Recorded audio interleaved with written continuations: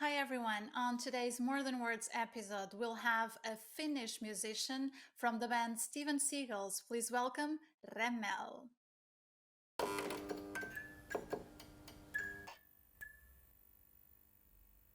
Hi Remmel, welcome to More Than Words. Hello, thanks for having me.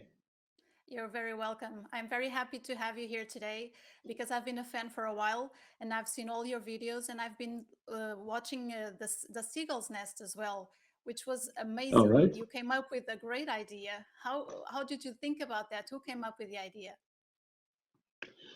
Well, to be honest with you, it started last fall in Finland. We were doing some shows in the end of the summer, and then it seemed like um, the pandemic is kicking in again. So we felt like, okay, the calendar is going to be empty again. So let's figure out something. And then we had a couple of beers and started to think that maybe we can do a video in a tree house. And then we started the evening got later and later, and we started to talk about that if we build a tree house, let's invite some guests also. So it was I don't remember who came up with the actual idea, but we were all kind of throwing in different ideas there. So Okay, that was really nice because I've created this talk show, More Than Words, to fight the pandemic blues. But I know you've created the Seagull's Nest to fight the pandemic boredom, right? mm-hmm. Yeah. Okay, so you were a little bored in the middle of Finland and you decided to create with your bare hands, right, the Seagull's Nest. Yeah, actually it was we had a little bit of help, but it's there's a lot of the stuff that is built just by our band, and we feel actually really proud about it because we started from zero with the whole show, and we were actually able to do all the 6 episodes um, all the way from scratch. So it Yes. was a really interesting trip. Okay, so I know that the show contains music with guests, and also you have Hmm. games, cooking, and even a sauna. That's a pretty complete show. Yeah, yeah, we tried to put everything or a lot of Finnish uh, sides to it, and we felt like we wanted to do something special in every episode, depending who was the visiting artist. So we had some ideas, and then we asked a little bit from the visitors that what might be their hobbies or things of interest, and then we kind of started to plan the series one by one, like the Hmm. episodes, Okay. and yeah, we wanted to include a lot of different things. Of course, the main focus was and still is in music, in the songs and talking about music and their career and background. But also, we wanted to include something maybe that the visiting artist and also us as a band, maybe we can show some more and and different sides from us other than the usual ones that you see on stage or something like that. Of course. And I know that the first series had 6 episodes, and the first guest was Timo Kotipelto from Stratovarius, and the last one was Tarja Turunen. So, in between, which guests do you have? After Timo, we had a really cool Finnish female vocalist Noora Louhimo from Battle Beast and also her solo work. First solo album came out, and then after that we had Sami Elbanna from Lost Society, and then we had another legendary Finnish musician when Sami Jaffa uh, joined us. He's been playing um on the international stages since the 80s with Hanoi Rocks and Michael Monroe and stuff like that. And then after Sami, we had Lassi Väärinen from Arion, Finnish metal band. Yes, the Aryan, yeah, I know that one Yeah. because some of the names I didn't know. I started learning about them and hearing about them in the Seagull's Nest, and others they are very famous in the metal world and the rock world, so we know them, of course. So I know you had a lot of fun, but it must have been a lot of work too. Did it take you a long time to compose these episodes? Well, yeah, as you said, it was a lot of fun, but it actually took a lot of work and a lot of planning, and because of course, when there's five, six, seven, eight guys throwing in ideas, you have a huge pile of ideas and stuff on paper and stuff on messenger conversations, and then we had to somehow find a way to start squeezing out the good ideas and the specific ideas for the show. So Mhm. the whole planning and kind of the pre-work took a couple of months, and of course we had to build the nest. So so that That took took a us lot of work. Yes. it took us about a month, and then we composed, other than of course the songs that were played with the visitor, the songs were already there, but then all the other music in the episodes was composed by our band, and there Hmm. was a lot of small things that we didn't think at first, but when we started shooting the series, we were like, okay, this might be a lot of work. Yes, of course. And did all of you participate in constructing the nest, or did you have friends over to help as well? Um, we had one like a professional guy who who made sure that The house would all the stay in its floor, place. yeah, to put it like that. But our accordion player was maybe the main guy, and or also our banjo player. They were building a lot. I live a little bit far away from the nest, so I was not able to participate as much as I wanted to. But Yeah. Okay. we were all there at some point. But some of us did a lot more work because of the distance, and of course, in the pandemic times, sometimes the moving around is not so simple. Mhm. So I have to say you have constructed a great house. So congratulations on that. And also Thank you. congratulations on doing that a series for all the fans in the world to see your music and your guests and everything you do there, which is really, really interesting. So going back a little bit in the story and the history of Steven Seagulls, I Hmm. know that you're all the five of you. It's like, let me see if I can say all the names. So Remmel, you have Skubu, Jampa, Viltunen, and Erman. Is that it? Yep. Okay, so the five of you come from different places in Finland. How did you guys join together? How did you meet? Yeah, like you said, we are from kind of all over Finland originally, but we have all been living in the same um, town in the mid parts of Finland called Jyväskylä. It's Hmm. about, if you know the capital Helsinki, it's about 3 hours north from Helsinki. Okay. And in the early 2000s, we were studying in that town. Some of us were in university, some of us were studying music and stuff like that. And when you are in a town that is not so huge, you get to know all the other musicians. Yeah, Uh, you especially might in be the same style jamming. of music. Yeah. Yeah. And so some of the guys that are still in the band, they had a band before this band for a long time, and then Steven Seagulls was actually formed as a side project to that band. So it Oh. was it was supposed to be only like maybe 10 or 15 shows, but then things changed a little bit. Yeah, it got a lot better because in the meantime you got famous. And that's pretty much what happened. Yeah, we were pretty lucky with our first videos to be able to Yeah. kind of tell and show people what kind of music we play, and maybe Yeah. maybe let them tell us that if they like it or not. Sure. So your first video was a version of the Trooper from Iron Maiden, right? Hmm. And I know that in the beginning, all you did were versions, but in the meanwhile, you've decided to compose your own material as well. Yep. On the last three albums, we have had original material as well. On the second album, we had one song, The third one we had 3 originals, and on the latest one, Another Miracle, we have 6 originals. So Okay. Is your goal in the future to have an album only with originals?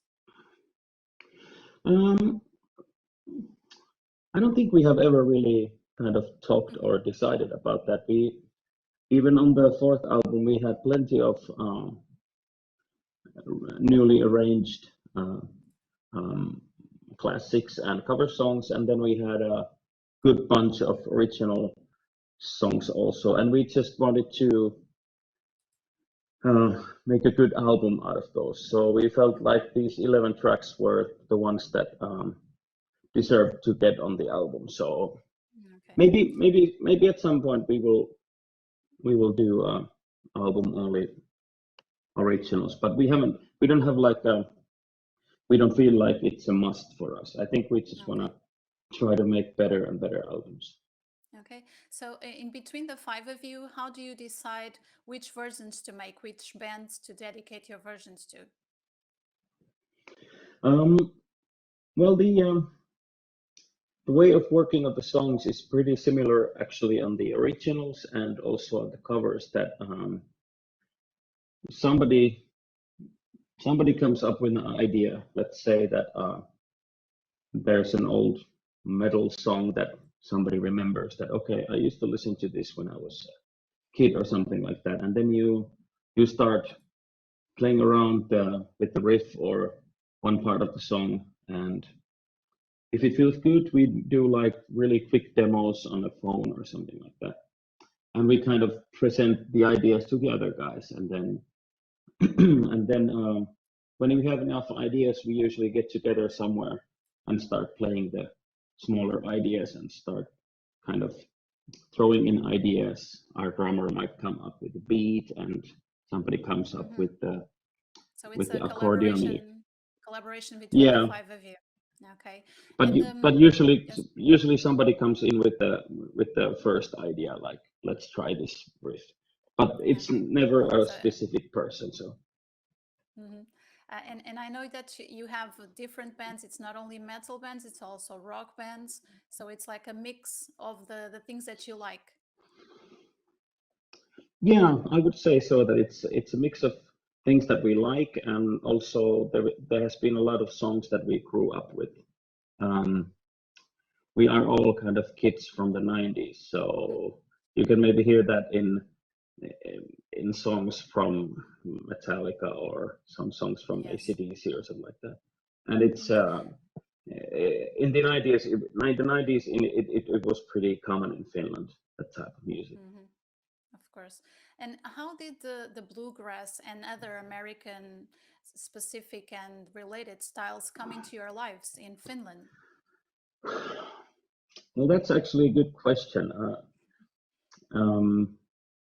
It would have been more natural to come up with a fully electric band, but or traditional Finnish sounds.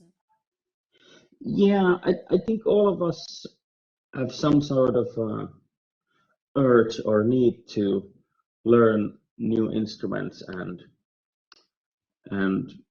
to try new sounds and stuff like that. So let's say our banjo player Herman, before this band he had never played banjo, so he started to learn the banjo, and I barely had played mandolin, just a little bit before this band. So a lot of our stuff is so that we kind of learn on the way. Of course, for example, our banjo player has a long background in playing acoustic guitar, electric guitar, so that helps, of course. But I think it's kind of a mixture of many different things, how we ended up with the instruments like this. So I can't give you a specific answer. That's okay. We can understand that too. You like to do music, and every good influence is a good influence. So it's okay. Yeah. So I know that Finland has a very strong rock and metal scene. How do you think that can be explained? Because it doesn't happen in all of the European countries. Well, some people say because we have a long and very dark winter, that it suits well for the metal bands. But I think sort of maybe our mindset or something is suitable for uh, metal bands, and a lot of kids in the 90s, we felt like let's play distorted guitars and Hmm. do stuff like that. But maybe it's some sort of a mindset thing that we are kind of Finnish people might learn or might lean a little bit towards minor chords other than major chords. Let's say that.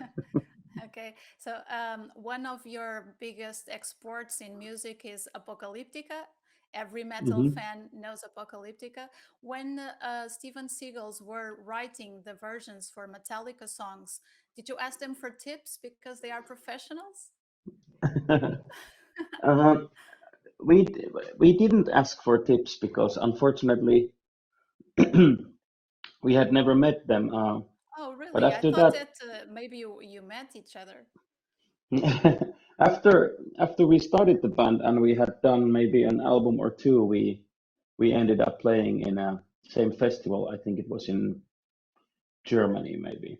So we met there, and after that we have met a couple of times somewhere. But I think we should maybe ask a little tips from them because they are 100% professional guys, and like they are Yes, really top-notch musicians, and they make really cool sounds with their cellos and drums. So they do. Yeah, and maybe I think maybe we should get in contact with them. yeah, I think you should, and maybe an interesting collaboration could happen between the two bands. Oh yeah, maybe we should try to invite them to Seagulls Nest. I think that would be really, really nice. Okay, so what are your plans for the near future? I know you're playing in Finland in August, and then you'll be around Europe, hoping there will be no more restrictions, so everything will be okay for sure. So that's your plan to go on the road?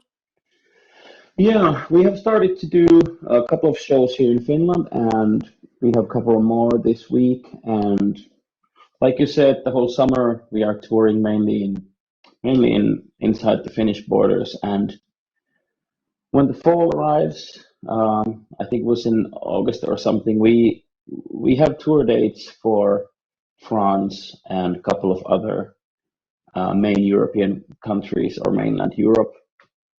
But let's hope that we can do that tour, depending on the pandemic restrictions. And Yes, of of course, course. for the next year, we are truly hoping to get back to North America and Australia, Hmm. and we have been doing a lot of interviews to Central and Southern America. So let's hope that we can maybe visit Mexico or something like that. Hmm. And maybe one day you can come to Portugal too, to play here in a festival or a solo show, maybe. True, we have never been to Portugal, which is a real shame because I personally I've never even visited your country, so I would really love to see that. Yeah, you should. Maybe one day we'll meet in a festival or something. Let's hope so. Okay. A bit ago, I was talking about music in Finland, and I almost forgot to ask a very important question for me, which was did you feel personally proud when Lordi won the Eurovision for Finland? Do you remember I that rem in 2006? I remember watching the finals in a bar here at my hometown, and yeah, of course, it was a historical moment for Finland, and of course, to be able to win that kind of competition with sort of a metal kind of music, it's good because Finland, as you said, Finland is known for our metal bands. So of course, it's always nice to do something like that internationally. Of course. Yes, of course. And the whole world was very stunned with Lordi winning the Eurovision. And Hmm. this year, we also saw Blind Channel making their appearance in the Eurovision and having a really good place. They were in sixth in the final votes. Hmm. Yeah. So maybe in the future, you can also participate. I don't know. I don't think we have ever thought about that, but I don't know, would that work? What do you think? Would it work? I think maybe it could work with your original song, with your own Mm, style. And I think that Eurovision is having a good value for different things, different sounds. So mm, maybe it could work. Yeah. mm. We'll have to see that. We have to get together and have a few beers and talk about that. Okay, we'll wait for news regarding that. So just to finish our conversation today um, about the Seagulls Nest, are you planning on doing a second season? Yes, we are. We have already Good news. asked. We have already asked some artists if they would be able to come there, and we are really trying to get some international names there too. But at this point, if the pandemic gives in, we are gonna tour like crazy for the rest of the year because a lot of our shows have been postponed maybe 2 or 3 times. So we have a lot of Yeah. shows coming up and a lot of tours coming up, but we are definitely planning on it. And at some point, we will definitely make a season 2. So Okay. let's hope that we can do it let's hope that we can find a good amount of time to make another 6 episodes. Okay, we will be waiting for that. Just to really to finish, if there's someone in the world watching this interview right now that doesn't know Steven Seagulls, where can they find you, and what can you tell them to come get them to see you? Well, you can find us in our YouTube channel and also in Spotify and all other streaming services. And have an open mind and go and listen to our songs and our originals and our versions. And if you feel like that's something interesting, then you should definitely come and see us live because that's maybe the top thing for us is the live shows. We really enjoy playing live and having a chat with all the people afterwards. So Okay, let's hope so that if somebody new is watching, come and see us live also. yes, because I know that someone that watches your videos can notice a lot of elements of humor, but in the Hmm. core of the band, you take your music very seriously. So live, you are really there and you're doing the best you can, and it's a great show. So everyone should come.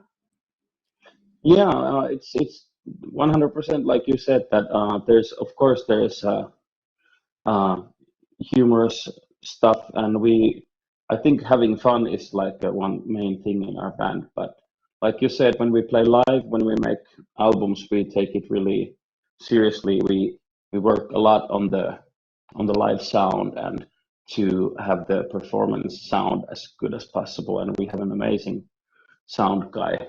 I mean, fortunately, he's really ambitious on his work. So we are really. I mean, every time when you get to play live, it's like it's a special day.